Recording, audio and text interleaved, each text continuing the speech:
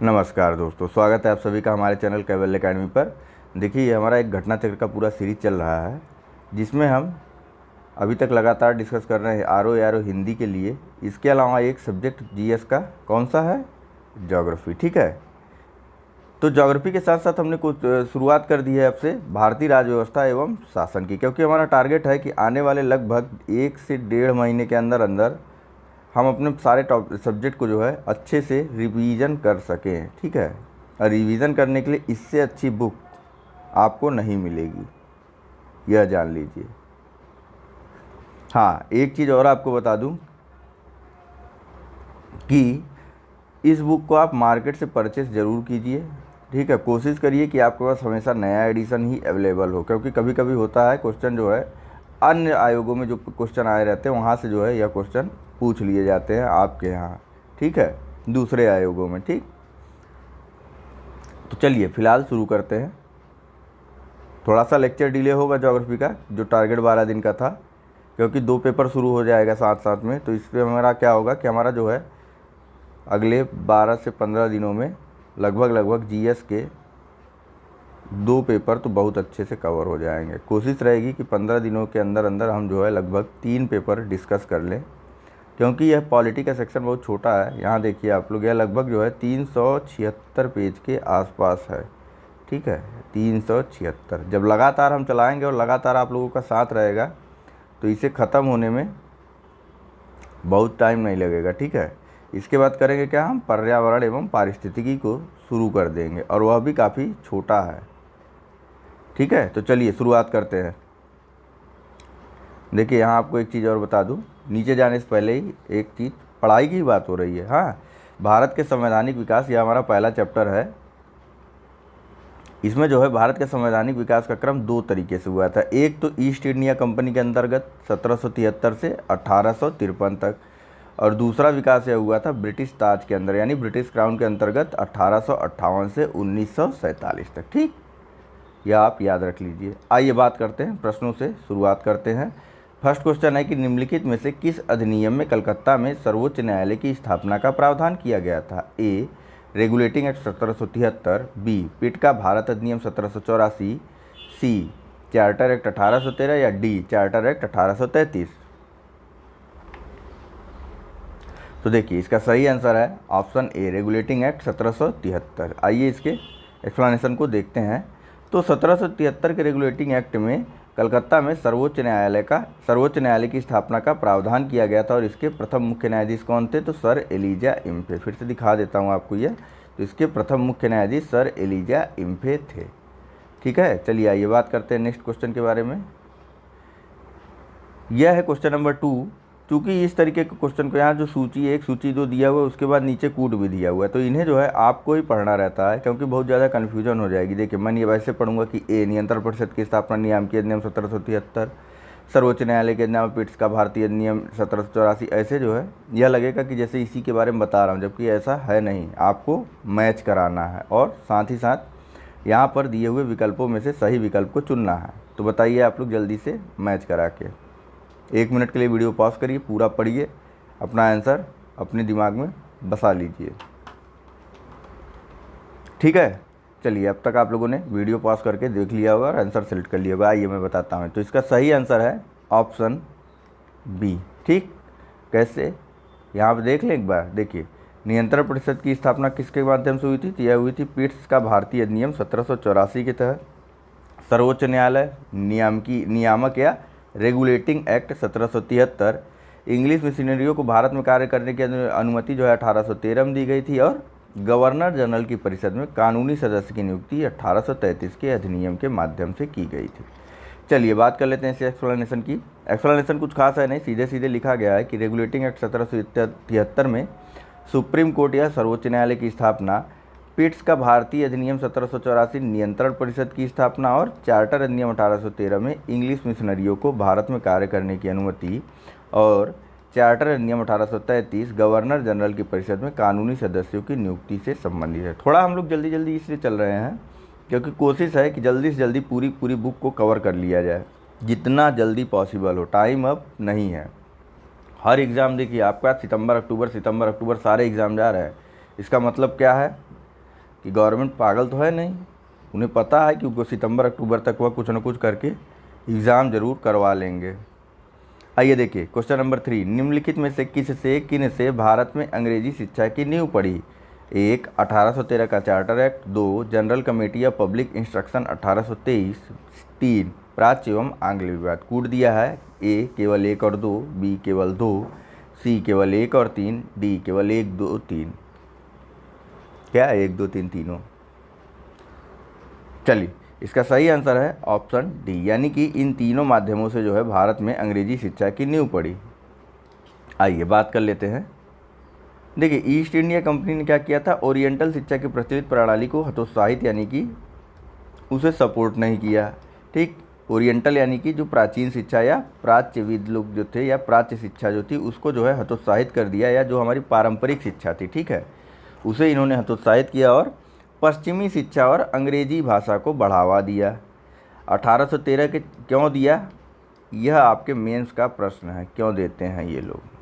हालांकि अभी आगे बढ़ने पे हिस्ट्री में आपको क्यों दिया का आंसर तो मिल ही जाएगा जब हम हिस्ट्री के घटनाचक्र को डिस्कस करेंगे, लेकिन यह मेंस में अक्सर ऐसे सवाल पूछे जाते हैं, कभी घुमा करके कभी सीधे सीधे। तो बताइए नेक्स्ट है, आगे बात करते हैं कि 1813 के चार्टर अधिनियम में भारत में शिक्षा के प्रसार के लिए, ये सब स्टेटमेंट अच्छे से आप दिमाग में रख के रहिए, 1813 के चार्टर अधिनियम में भारत में शिक्षा के प्रसार के लिए प्रति वर्ष 1 लाख रुपए खर्च करने के प्रावधान को अपनाया गया और 1823 में general committee of public instruction का गठन किया गया, जिसकी जिम्मेदारी शिक्षा के लिए 1 लाख रुपए का ग्रांट, यही जो 1 लाख रुपए का प्रावधान 1813 में किया गया था, उसी को ग्रांट देने के लिए 1823 में general committee of public instruction का गठन किया गया था। ठीक है, और इस समिति में जो है 10 यूरोपीय सदस्य शामिल थे और जिसके अध्यक्ष कौन थे, लॉर्ड मैकाले।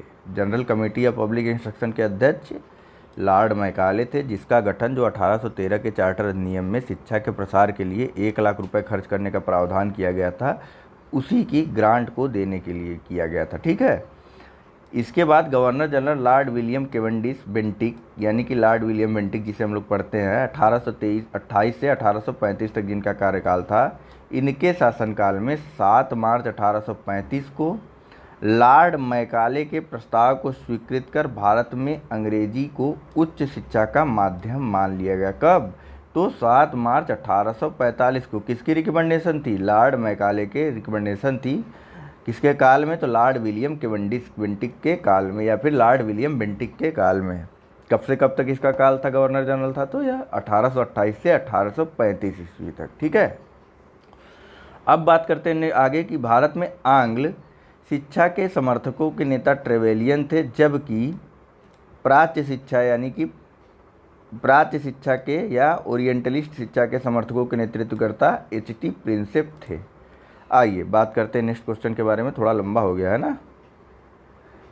नेक्स्ट है क्वेश्चन नंबर 4 कि किस अधिनियम के द्वारा ब्रिटिश संसद ने चाय और चीन के साथ व्यापार को छोड़कर ईस्ट इंडिया कंपनी के भारत के साथ व्यापारिक एकाधिकार को समाप्त कर दिया था?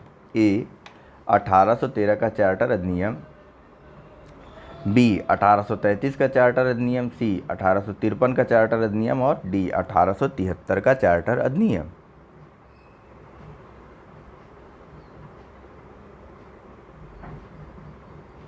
चलिए इसमें सही आंसर है ऑप्शन नंबर ए।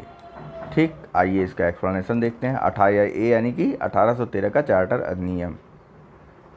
आइए बात कर लेते हैं इसके एक्सप्लेनेशन की। तो 1813 के चार्टर अधिनियम के माध्यम से ब्रिटिश संसद ने चाय और चीनी के साथ व्यापार को छोड़कर ईस्ट इंडिया कंपनी के भारत के साथ व्यापारिक एकाधिकार को समाप्त कर दिया था, जबकि 1833 के चार्टर अधिनियम द्वारा कंपनी के समस्त व्यापारिक कार्य समाप्त कर दिए गए तथा भविष्य में कंपनी को केवल अब राजनैतिक कार्य ही करने थे। 1833 में कंपनी के समस्त व्यापारिक कार्य को समाप्त कर दिया गया था और 1813 में चाय और चीन के साथ व्यापार को छोड़ करके बाकी सारे व्यापारिक एकाधिकार को समाप्त कर दिया गया था। ठीक है, आइए बात करते हैं नेक्स्ट क्वेश्चन नंबर 5 के बारे में।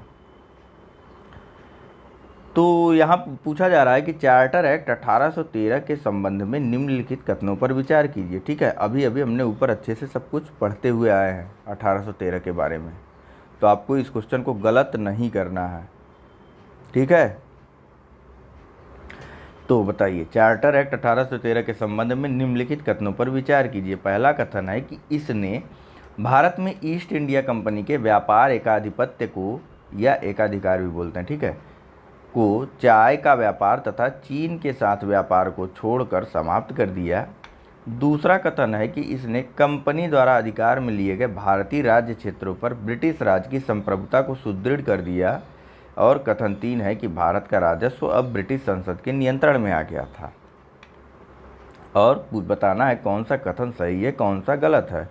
ए केवल 1 और 2, ये बताना है कौन सा सही है, गलत नहीं। ए केवल 1 और 2, बी केवल 2 और 3, सी केवल 1 और 3, या डी 1 2 3। तो चलिए, इसमें सही कथन है ये वाला, हमको पता है, ये हमने कहीं पढ़ा नहीं है, ये वाला हमने कहीं पढ़ा नहीं है। तो इसे कैसे करेंगे? तो देखिए, यह एक बहुत ही जनरल सी बात है, सामान्य सी बात है। ठीक है, इसे आप ऐसे ही, अंडरस्टैंडिंग वाली बात है, इसे आपको समझना होगा, और कुछ खास नहीं। ठीक है, ब्रिटिश क्राउन का नियंत्रण धीरे धीरे बढ़ ही रहा था, आप भी जान रहे हैं। जैसे जैसे नए नए अधिनियम पारित होते जा रहे थे, वैसे वैसे ब्रिटिश क्राउन का नियंत्रण भारत पर बढ़ता जा रहा था, या कंपनी पर धीरे धीरे बढ़ता जा रहा था। ठीक है, आइए, और यह जो है गलत है, यह अभी ब्रिटिश संसद के नियंत्रण में भारतीय राजस्व नहीं आता। आइए इसका एक्सप्लेनेशन देखते हैं। तो यहाँ बताया जा रहा है कि चार्टर एक्ट 1813 द्वारा ब्रिटिश ईस्ट इंडिया कंपनी का व्यापारिक एकाधिकार चीन और चाय के व्यापार पर एकाधिकार बना रहा समाप्त कर दिया गया। या ऐसे कह सकते हैं कि 1813 के बाद जो है चीन और चाय के साथ व्यापारिक एकाधिकार को छोड़ करके अन्य समस्त व्यापारिक एकाधिकार इसके समाप्त कर दिए गए थे ईस्ट इंडिया कंपनी के।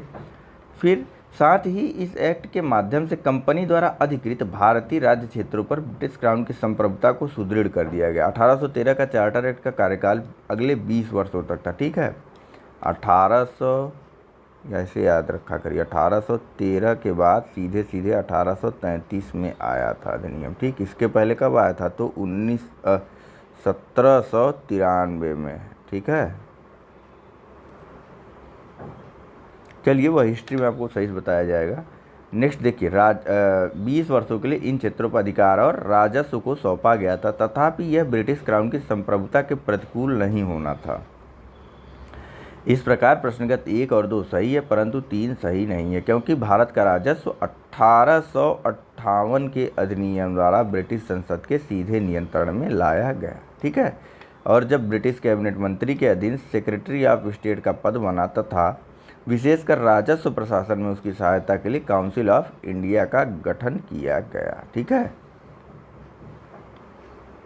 देखिए इसके एक्सप्लेनेशन थोड़े लंबे होते हैं, आपको लगेगा कि अरे इधर उधर हो रहा है, लेकिन जैसे जैसे आप शब्दों पर ध्यान देंगे, क्योंकि होता क्या है ना, कई बार डायरेक्ट प्रश्न नहीं आते हैं, हमेशा ऐसा होता है, कई बार क्या, कभी कभार ही ऐसा होता है कि सीधे सीधे प्रश्नों को पूछा जाता है।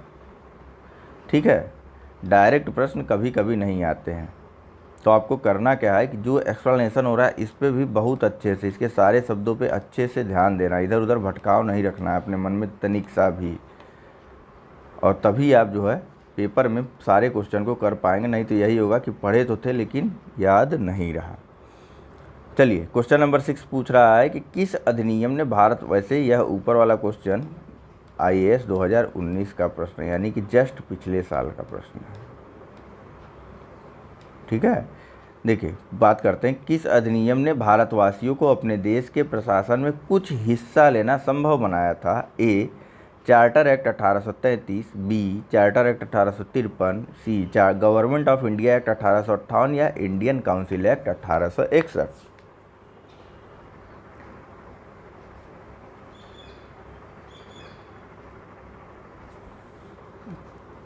चलिए, यह है चार्टर एक्ट 1833। इसने जो है भारतवासियों को अपने देश के प्रशासन में हिस्सा लेना संभव बनाया था। ठीक है, आइए बात कर लेते हैं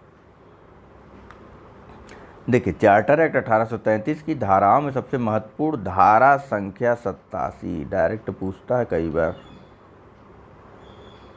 ठीक है, चार्टर एक्ट 1833 की धाराओं में सबसे महत्वपूर्ण धारा संख्या 87 थी, जिसमें यह कहा गया था कि किसी भी भारतीय अथवा क्राउन की देशज प्रजा को अपने धर्म, जन्म स्थान, वंशानुक्रम, वर्ण अथवा इनमें से किसी एक कारणवश कंपनी के अधीन पद अथवा सेवा के अयोग्य नहीं माना जा सकेगा। ठीक है, किस आधार पर? धर्म, जन्म स्थान, वंशानुक्रम या फिर कलर या वर्ण अथवा इनमें से किसी एक के कारणवश भी कंपनी के अधीन पद अथवा सेवा के अयोग्य नहीं माना जा सकेगा। ठीक है, किसे? तो भारतीय अथवा क्राउन की देशज प्रजा को। कौन सी धारा, कौन सा एक्ट? चार्टर एक्ट 1833, धारा संख्या 87। ठीक है, बाद में यह राजनीतिक आंदोलनों का आधार भी बन गया था यह धारा, इसी वजह से यह धारा भी बहुत महत्वपूर्ण है। आइए चलते हैं नेक्स्ट चैप्टर की तरफ। यहाँ पर सबसे पहला प्रश्न है हमारे पास कि निम्नलिखित में से किस अधिनियम के अंतर्गत भारतीय विधान परिषद को बजट पर बहस करने की शक्ति प्राप्त हुई थी? ध्यान आप लोग दे रहे हैं कि नहीं? कर्सर इसीलिए इस बार वहाँ नहीं ले गया, देखूँ आप लोग ध्यान दे रहे हैं कि नहीं दे रहे हैं भाई। तो बताइए, ऑप्शन ए है भारतीय परिषद अधिनियम 1861, ऑप्शन बी भारतीय परिषद अधिनियम 1892, ऑप्शन सी भारतीय परिषद अधिनियम 1909 या फिर डी भारत शासन अधिनियम 1919। क्या बताना है? भारतीय विधान परिषद के को बजट पर बहस करने की शक्ति। चलिए, इसका सही आंसर है भारतीय परिषद अधिनियम 1892। आइए इसका एक्सप्लेनेशन देखते हैं, आपको और अच्छे से समझ में आएगा। देखिए, 1892 के भारतीय परिषद अधिनियम ने विधान परिषद के कार्यों में वृद्धि की। इसके तहत बजट पर बहस करने क्या दिया गया? तो बजट पर बहस करने की शक्ति दी गई, परंतु मतदान का अधिकार नहीं था। ठीक है, बहस करने की शक्ति तो थी लेकिन मतदान का अधिकार नहीं मिला था। किससे? 1852 के भारतीय परिषद अधिनियम से। ठीक है, इस अधिनियम के तहत कार्यपालिका से प्रश्न पूछने की अनुमति दी गई थी। ठीक है, आइए बात करते हैं नेक्स्ट क्वेश्चन के बारे में। यह है क्वेश्चन नंबर 2 कि ब्रिटिश भारत में सांप्रदायिक प्रतिनिधित्व की व्यवस्था निम्नलिखित में से किस अधिनियम के द्वारा की गई थी? ए भारतीय काउंसिल अधिनियम 1892, बी मिंटो मार्ले सुधार 1909, सी मॉन्टेग्यू चेम्सफोर्ड सुधार 1919 या फिर डी भारत सरकार अधिनियम 1935। चलिए, यह है मिंटो मार्ले सुधार 1919 के माध्यम से सांप्रदायिक प्रतिनिधित्व की व्यवस्था की गई थी। ठीक है, आइए बात करते हैं इसके एक्सप्लेनेशन के बारे में। तो यहाँ बताया जा रहा है कि भारतीय परिषद अधिनियम 1919 मिंटो मार्ले सुधार, ठीक है, जिसे दो नाम है इसके, भारतीय परिषद अधिनियम 1919 को मिंटो मार्ले सुधार के नाम से भी जाना जाता है। ठीक, इसके द्वारा जो है ब्रिटिश भारत में सांप्रदायिक प्रतिनिधित्व की व्यवस्था की गई, जिसके अंतर्गत मुसलमानों के लिए पृथक निर्वाचन मंडल का प्रावधान किया गया था। ठीक है, केवल और केवल मुसलमानों के लिए पृथक निर्वाचन मंडल का प्रावधान किया गया था। आइए बात करते हैं नेक्स्ट क्वेश्चन नंबर 3 के बारे में। यहाँ पूछा जा रहा है कि निम्नलिखित में से किस एक अधिनियम द्वारा भारत में संघीय न्यायालय की व्यवस्था की गई थी? ए संघीय न्यायालय की व्यवस्था की गई थी। ध्यान दीजिएगा इन सब शब्दों पे। ए भारतीय परिषद अधिनियम 1861, बी भारत सरकार अधिनियम 1909, सी भारत सरकार अधिनियम 1919 या फिर डी उपर्युक्त में से कोई नहीं।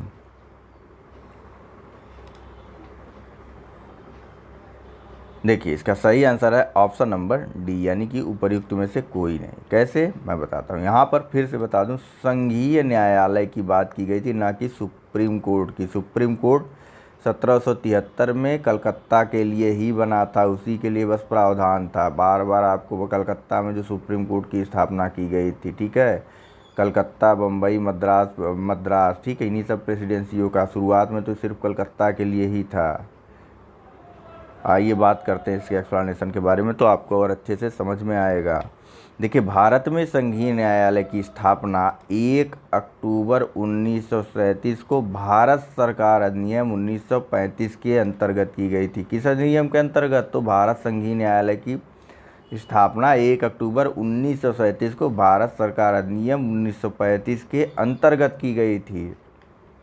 और इसके प्रथम मुख्य न्यायाधीश सर मॉरिस गुएयर थे। कौन था? मॉरिस गुएयर। और उसके कौन थे? एलिजा इम्फे। ठीक, उपर्युक्त दिए गए विकल्पों में भारत सरकार अधिनियम 1935 नहीं होने के कारण सही विकल्प उत्तर डी है। वैसे इसको पढ़ने की जरूरत नहीं थी, इतने तो आप लोग स्मार्ट है।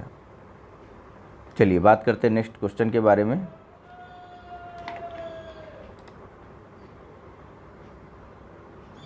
अभी बहुत टाइम है भाई।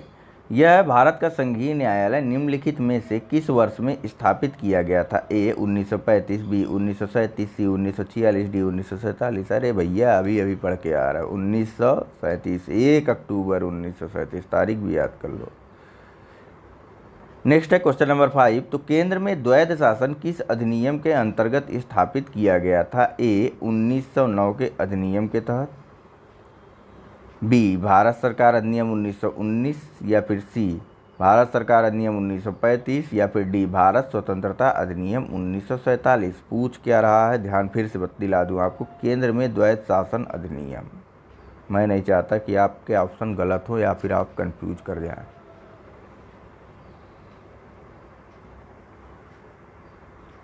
चलिए बात करते हैं। यह जो है भारत सरकार अधिनियम 1935 के तहत केंद्र में द्वैध शासन की स्थापना की गई थी। यह जो 1919 वाला था, इसके तहत प्रांतों में द्वैध शासन की स्थापना की गई थी। किसमें? प्रांतों में। ठीक है, और 1935 में प्रांतों में द्वैध शासन समाप्त करके केंद्र में द्वैध शासन लगाया गया था। चलिए एक्सप्लेनेशन देखते हैं तो और अच्छे से समझ में आएगा। देखिए, भारत सरकार अधिनियम 1935 के अंतर्गत केंद्र में द्वैध शासन एक नए अखिल भारतीय संघ की क्या क्या प्रावधान था बताया गया इसमें, तो सारे आप याद करते चलिए। देखिए, भारत सरकार अधिनियम 1935 के अंतर्गत केंद्र में द्वैध शासन, एक नए अखिल भारतीय संघ की स्थापना, प्रांतों में द्वैध शासन व्यवस्था को समाप्त करना आदि का प्रावधान किया गया था। ठीक है, तो प्रांतों में द्वैध शासन का उपबंध जो है 1919 के अधिनियम द्वारा किया गया था। अब आगे है कि केंद्र में द्वैध शासन के तहत संघीय विषयों को दो भागों में बांटा गया, आरक्षित और हस्तांतरित, यानी कि रिजर्व्ड एंड ट्रांसफर्ड सब्जेक्ट। चलिए बात करते हैं नेक्स्ट क्वेश्चन नंबर 6 के बारे में। तो यहाँ पूछा जा रहा है कि निम्नलिखित में से किस अधिनियम ने केंद्र में द्वैध शासन प्रणाली को स्थापित किया था? सेम क्वेश्चन है, रिपीट है। ठीक, भारत सरकार अधिनियम 1935 में स्थापित किया गया था। ठीक है, आइए चलिए बात करते हैं नेक्स्ट क्वेश्चन नंबर 7 के बारे में। यह है कि 1919 के भारत शासन अधिनियम की निम्नलिखित में से कौन सी प्रमुख विशेषता या विशेषताएं हैं? एक, प्रांतों की कार्यकारिणी सरकार में द्वैध शासन की व्यवस्था। कथन 2 है कि मुसलमानों के लिए पृथक सांप्रदायिक निर्वाचन मंडलों की व्यवस्था। और कथन 3, केंद्र द्वारा प्रांतों में विधायिनी शक्ति का हस्तांतरण। कूट दिया हुआ है केवल 1, केवल 2 और 3, केवल 1 और 3, या फिर डी केवल डी 1, 2, 3। सही उत्तर को आपको चुनना है या सही कूट को चुनना है, बताइए।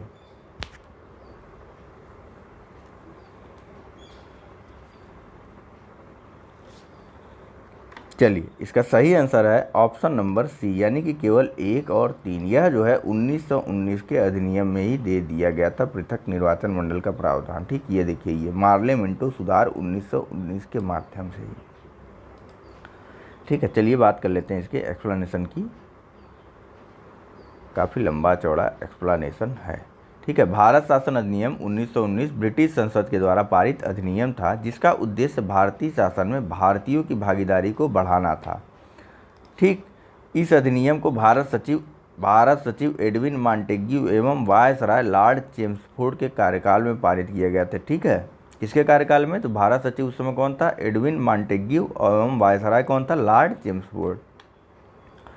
ठीक है, इनके कार्यकाल में पारित किया गया था। और इस अधिनियम के द्वारा राज्यों में द्वैध शासन की स्थापना की गई थी। और ऐसे में प्रत्येक राज्य में राज्य के प्रशासन को दो श्रेणियों में बांटा गया था। ए आरक्षित श्रेणी एवं बी हस्तांतरित श्रेणी। ठीक है। और साथ ही साथ केंद्र और प्रांतों के मध्य शक्तियों के विभाजन के लिए जो है अनुसूची में विषयों का भी विभाजन किया गया था। ठीक है। केंद्र और प्रांतों के मध्य जो है कुछ शक्तियों का विभाजन भी कर दिया गया था, ऐसे समझिए आप लोग। ठीक है। जहाँ तक मुसलमानों के लिए पृथक सांप्रदायिक निर्वाचन व्यवस्था का प्रश्न है, तो वह तो 1919 के अधिनियम में ही कर दिया गया था। अब 1919 में क्या किया गया था इस पृथक निर्वाचन के लिए करके, तो इसमें जो है इसको और अधिक विस्तार दे दिया गया था। कहाँ कहाँ तक, तो देखिए 1919 के अधिनियम में यह व्यवस्था न केवल जारी रही, बल्कि इसे सिखों, यूरोपियों, भारतीय ईसाइयों और एंग्लो इंडियन के लिए भी विस्तारित कर दिया गया था। किसके किसके लिए? सिख, यूरोपीय, भारतीय ईसाई और एंग्लो इंडियन के लिए। देखिए कितने टुकड़े में बांटने की इनका पूरा प्लान था। चलिए बात करते हैं नेक्स्ट क्वेश्चन नंबर 8 के बारे में। तो यहाँ पूछा जा रहा है कि भारतीय विधान पालिका प्रथम बार द्विसदनात्मक बनाई गई। ए 1892 के भारतीय काउंसिल एक्ट द्वारा, बी 1909 के भारतीय काउंसिल एक्ट द्वारा, या फिर सी 1919 के भारत सरकार अधिनियम द्वारा, या फिर डी 1935 के भारत सरकार अधिनियम के द्वारा।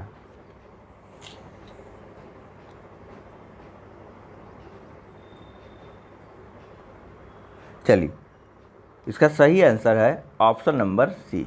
ठीक है। आइए इसका एक्सप्लेनेशन देखते हैं। यह है कि 1919 के भारत सरकार अधिनियम द्वारा केंद्र में द्विसदनी विधान पालिका की स्थापना की गई। ऊपरी सदन को राज्य परिषद या काउंसिल ऑफ स्टेट कहा गया, जैसे अभी राज्यसभा है हमारी।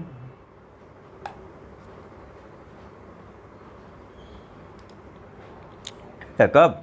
1919 में केंद्र में द्विसदनी विधान पालिका बनी थी। प्रांतों में द्वैत शासन की शुरुआत हुई थी। केंद्र से और प्रांतों के मध्य कुछ शक्तियों का विभाजन हुआ था। ठीक। पृथक सांप्रदायिक निर्वाचन व्यवस्था का विस्तार करते हुए सिखों, यूरोपियों, भारतीय ईसाइयों एवं एंग्लो इंडियन को भी शामिल किया गया। हालांकि ये सब चीज़ें हम हिस्ट्री वाले टॉपिक में डिटेल से देखेंगे, इसी वजह से थोड़ा कम ध्यान दे रहा हूँ। ठीक है। यहाँ हमारा फोकस जो है पूरी तरह पॉलिटी पे है, और अभी ये जो सारा सब कुछ चल रहा है यह सब हम फिर से हिस्ट्री में पढ़ लेंगे। ठीक है। तो 1919 के भारत सरकार अधिनियम में केंद्र में द्विसदनी विधान पालिका की स्थापना की गई। ऊपरी सदन को राज्य परिषद या काउंसिल ऑफ स्टेट कहा गया, जो 5 वर्ष के लिए होता था, और उसके 60 सदस्य, यानी कुल टोटल का सदस्य कितने थे काउंसिल ऑफ स्टेट में या राज्य परिषद में? 60 सदस्य थे, जिसमें से अधिकतम 20 सदस्य सरकारी हो सकते थे। निचले सदन यानी कि केंद्रीय विधान परिषद या सेंट्रल लेजिस्लेटिव असेंबली, निचले सदन को केंद्रीय विधानसभा या फिर सेंट्रल लेजिस्लेटिव असेंबली कहा जाता था, जो 3 वर्ष के लिए होती थी। और भारत सरकार अधिनियम 1919 की धारा 19 के तहत उसके 140 सदस्यों में से 100 निर्वाचित तथा 40 मनोनीत होते थे। ठीक है। केंद्रीय विधानसभा या सेंट्रल लेजिस्लेटिव असेंबली का कार्यकाल 3 वर्ष का था। कुल सदस्य 140 थे, और निर्वाचित सदस्य इसमें से 100 और मनोनीत 40। ठीक। इसी प्रकार से राज्य परिषद का कार्यकाल 5 वर्ष का होता था, और इसके कुल सदस्य 60 होते थे, जिसमें से 20 जो है यह मनोनीत हो सकते थे। आइए बात करते हैं नेक्स्ट क्वेश्चन नंबर 9 के बारे में। यहाँ पूछा जा रहा है कि केंद्र में कौन सा एक्ट द्विसदनीय विधायिका ले आया? ए 1961 का एक्ट, बी 1917 का एक्ट, सी 1919 का एक्ट, या फिर डी 1915 का एक्ट। तो ठीक है, इसका आंसर 1919 का एक्ट है, यानी कि ऑप्शन सी अभी हमने ऊपर देखा। आइए बात करते हैं नेक्स्ट क्वेश्चन के बारे में। यह है क्वेश्चन नंबर 10 कि राष्ट्रपति को अध्यादेश निर्गत करने की शक्ति प्राप्त है। ए भारत सरकार अधिनियम 1919, बी भारत सरकार अधिनियम 1935, सी भारत सरकार अधिनियम 1909, डी भारत सरकार अधिनियम 1947।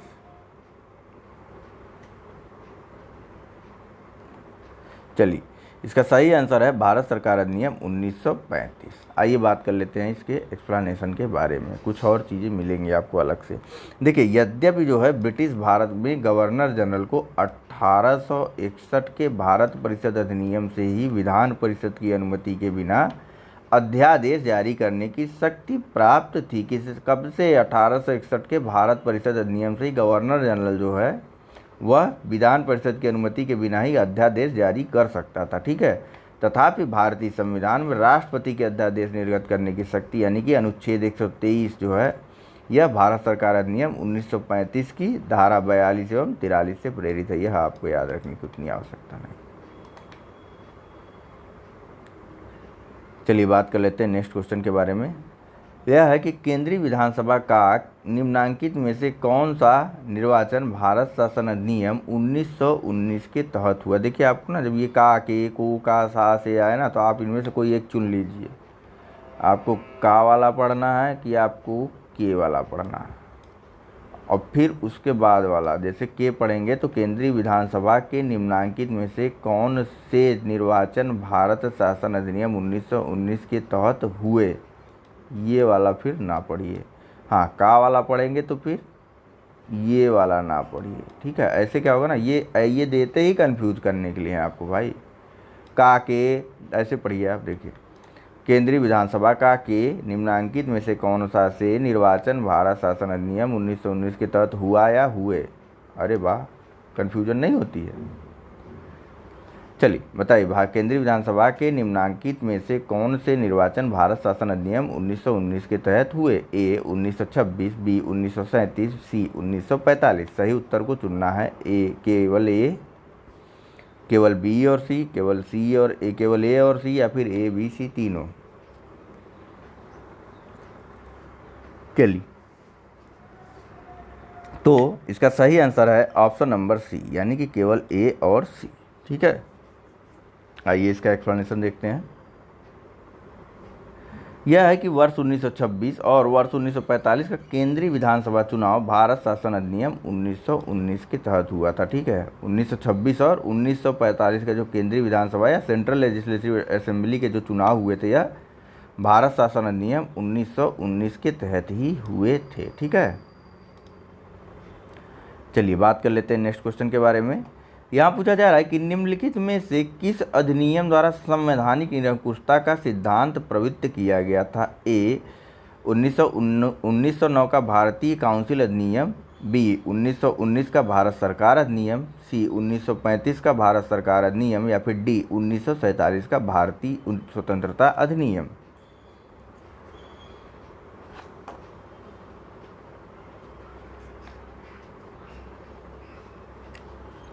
चलिए, यह था 1935 का भारत सरकार अधिनियम। ठीक है, आइए इसका एक्सप्लेनेशन देख लेते हैं। तो यहाँ बताया जा रहा है कि संवैधानिक निरंकुशता का सिद्धांत भारत सरकार अधिनियम 1935 द्वारा प्रवृत्त किया गया था। यह अधिनियम ब्रिटिश संसद द्वारा सर्वाधिक विस्तृत अधिनियम था। साथ ही यह भारत के लिए तैयार संवैधानिक प्रस्तावों में सबसे जटिल दस्तावेज था। ठीक है, इसी अधिनियम में भारत संघ की स्थापना क्या क्या हुआ था 1935 में, तो भारत संघ की स्थापना, संघीय न्यायपालिका, केंद्र और राज्यों के मध्य शक्तियों का विभाजन आदि की व्यवस्था की गई थी। चलिए बात कर लेते हैं नेक्स्ट क्वेश्चन नंबर 13 के बारे में। तो यहाँ पूछा जा रहा है कि भारत के संविधान में केंद्र और राज्यों के बीच किया गया शक्तियों का विभाजन इनमें से किसमें उल्लिखित योजना पर आधारित है। ए मार्ले मिंटो सुधार अधिनियम 1909, बी मॉन्टेग्यू चेम्सफोर्ड अधिनियम 1919, सी भारत सरकार अधिनियम 1935, या फिर डी भारतीय स्वतंत्रता अधिनियम 1947।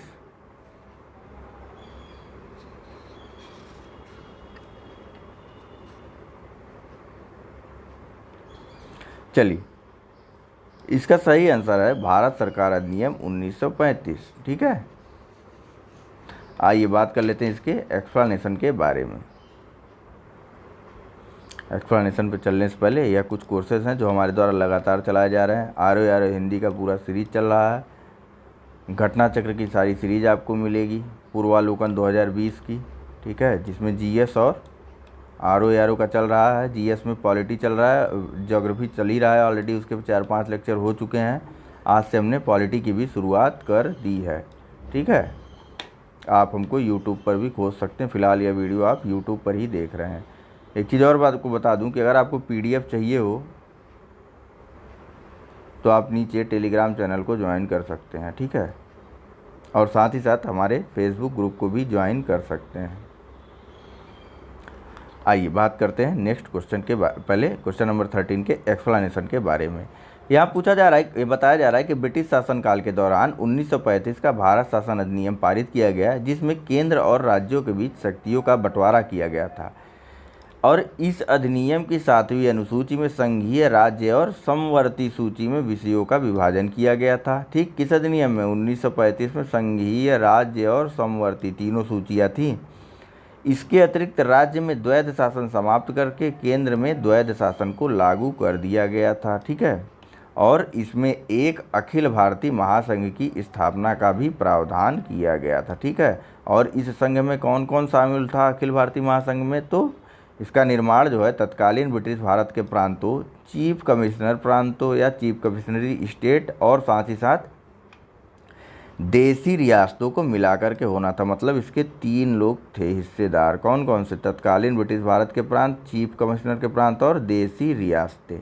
इन तीनों को मिलाकर के एक अखिल भारतीय संघ का प्रावधान किया गया था। ठीक है, परंतु यह व्यवस्था यानी कि यह अखिल भारतीय संघ का व्यवस्था लागू नहीं की जा सकी। 1935 के भारत सरकार अधिनियम द्वारा स्थापित होने वाले संघ में अवशिष्ट शक्तियाँ जो थी यह गवर्नर जनरल के पास थी। ठीक है, अवशिष्ट शक्तियाँ किसके पास थी? तो गवर्नर जनरल के पास थी। चलिए बात करते हैं नेक्स्ट क्वेश्चन के बारे में। 4 क्वेश्चन बचे हुए हैं और इसके अलावा यह लेक्चर आज ख़त्म कर दिया जाएगा। तो बात करते हैं क्वेश्चन नंबर 14 की कि निम्न में से एक भारत सरकार अधिनियम 1935 की मुख्य विशेषताओं में से नहीं थी। ये इस अधिनियम में अखिल भारतीय महासंघ का प्रावधान था। बी, अवशिष्ट विषय प्रांतीय विधायिकाओं को आवंटित किए गए थे। सी, प्रांतीय स्वायत्तता के सूत्रपात का संकेत था। या फिर डी, इसने प्रांतीय स्तर पर द्वैध शासन प्रणाली को समाप्त कर केंद्र पर लागू किया। पूछ रहा है कौन सी विशेषता नहीं थी। ठीक है, इन सारे के बारे में हम चर्चा कर चुके हैं, गलत जवाब मत लगाइएगा आप लोग। सॉरी, देखिए इसका सही आंसर है ऑप्शन बी, यानी कि यह जो है गलत दिया हुआ है। अभी अभी हमने बात की थी कि अवशिष्ट शक्तियों को गवर्नर जनरल को प्रदान किया गया था, न कि प्रांतों को। चलिए आइए बात करते हैं नेक्स्ट क्वेश्चन नंबर 15 के बारे में। ठीक है, यह है कि एक संघीय व्यवस्था और द्वैध शासन भारत में लागू किया गया था। ए, 1909 के अधिनियम द्वारा। बी, 1919 के अधिनियम द्वारा। सी, 1935 के अधिनियम द्वारा। या फिर डी, उपर्युक्त में से कोई नहीं।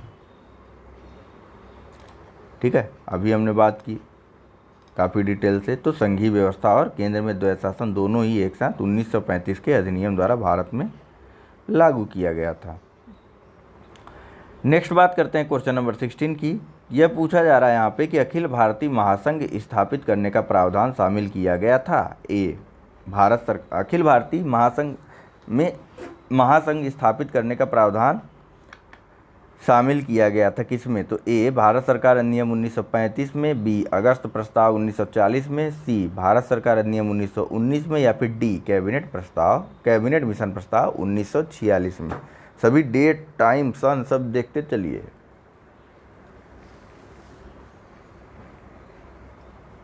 आगे चल के मैच कराने को भी मिलेगा।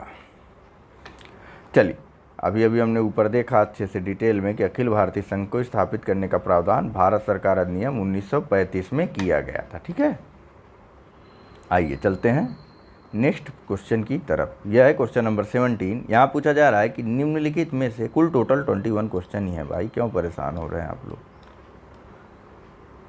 आगे तो हम और तेज भागेंगे। यह है कि निम्नलिखित में से किसी एक अधिनियम में भारत में संघीय शासन की व्यवस्था दी थी। ए, भारत सरकार अधिनियम 1919, भारत सरकार अधिनियम 1909, उल्टा पढ़ दिया ना। सी, भारत सरकार अधिनियम 1935। या फिर डी, भारतीय स्वाधीनता अधिनियम 1947। सही आंसर भारत सरकार अधिनियम 1935। चलिए बात करते हैं नेक्स्ट क्वेश्चन के बारे में। यहाँ पूछा जा रहा है कि 1935 के अधिनियम द्वारा स्थापित संघ में अवशेष शक्तियाँ या अवशिष्ट शक्तियाँ भी बोलते हैं, किसको दी गई थी? ए, संघीय विधान पालिका को। बी, प्रांतीय विधानमंडल को। सी, गवर्नर जनरल को। या फिर डी, प्रांतीय गवर्नरों को। बताइए आप लोग। यह दी गई थी गवर्नर जनरल को। पढ़ चुके हैं हम लोग कई बार। यह देखिए यहाँ पे जब यह वाला सवाल आ रहा तब ये बगल में आ जा रहा है। 1935 में अवशिष्ट शक्तियाँ जो गवर्नर जनरल को प्रदान की गई थी। नेक्स्ट बात करते हैं क्वेश्चन नंबर 19 की। तो यहाँ पूछा जा रहा है कि निम्नलिखित में से कौन सा एक भारत शासन अधिनियम 1935 में स्वीकार किया हुआ महत्वपूर्ण और स्थायी अवयव नहीं है?